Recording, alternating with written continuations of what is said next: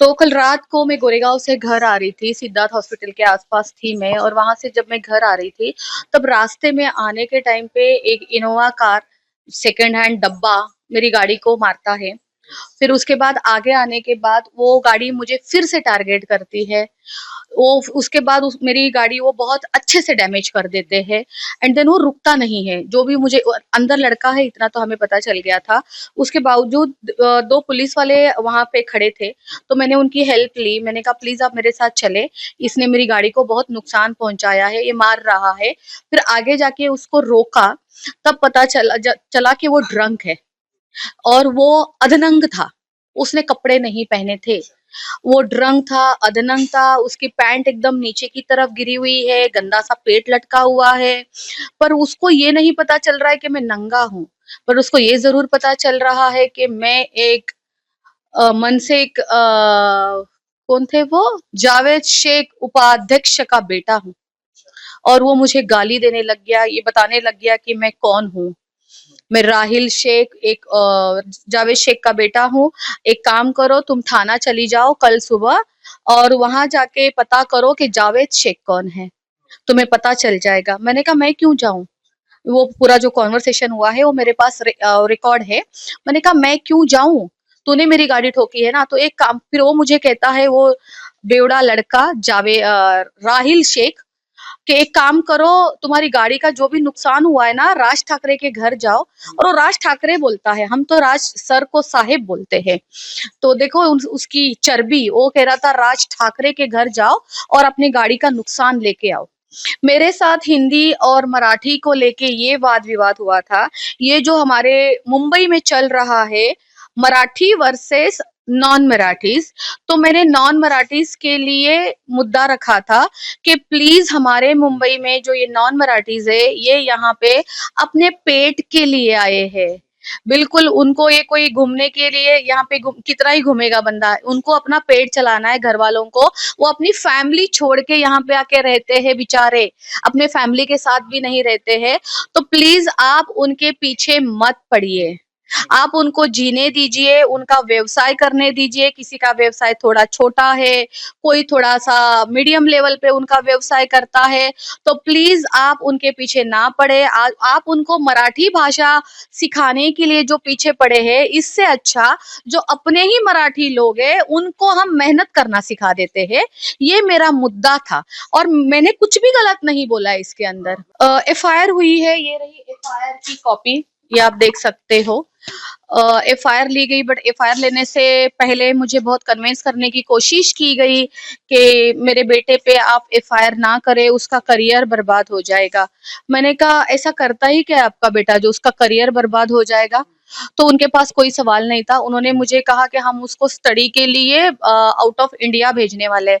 मैंने पूछा उसकी एज क्या है, तो उन्होंने कहा 27 साल। मैंने कहा 27 साल में कौन सी स्टडी होती है, मुझे लगा 22 साल का होगा, तो 27 साल में तो कोई स्टडी होती ही नहीं है। तो फिर उनके पास फिर भी कोई जवाब नहीं था।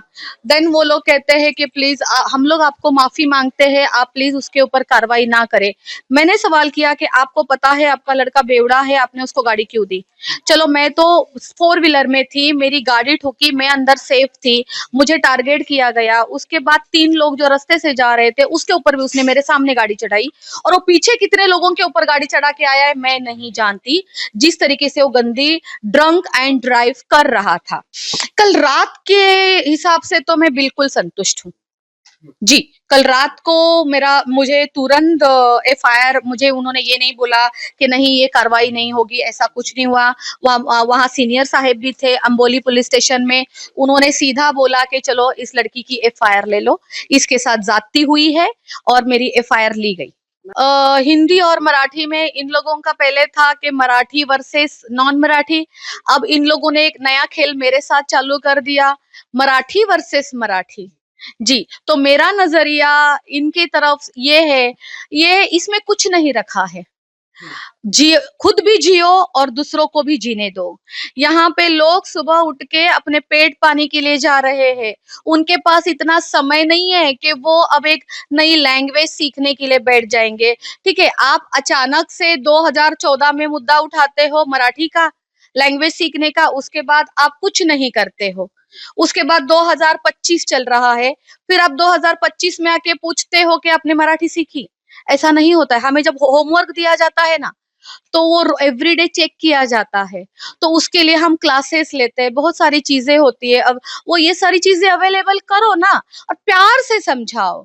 किसी के ऊपर जाती करके, उसकी कॉलर पकड़ के, उसको मार के, गले में अपनी पॉलिटिकल पार्टी के वो क्या पहनते हैं वो लोग, गमजे वमजे डालते हैं, गमछा डाल के, कोई आप हीरो नहीं हो।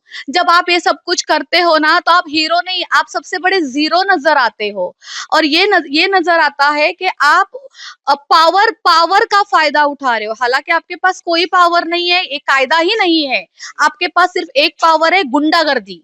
या आप गुंडागर्दी का पावर का फायदा उठा रहे हो, इसके अलावा ये कुछ नहीं है। और यही मेरा नजरिया है, एक मराठी होने के कारण। अभी मुझे क्या, आप सब लोग, सबको ही पता है क्या चल रहा है, सबको ही पता है। और मैं कोई भी पॉलिटिकल पार्टी से भी तो नहीं हूं ना। अगर मुझे टारगेट किया जा रहा है, अगर मैं अपना मुद्दा रखती हूँ, तो मैं कोई पॉलिटिकल पार्टी से हूं भी नहीं।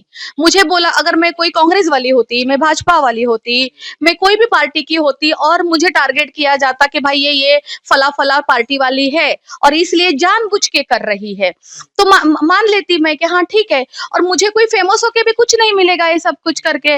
मुझे कौन सी टीवी मूवी करनी, इस एज में इंसान कौन सा टीवी मूवी करता है।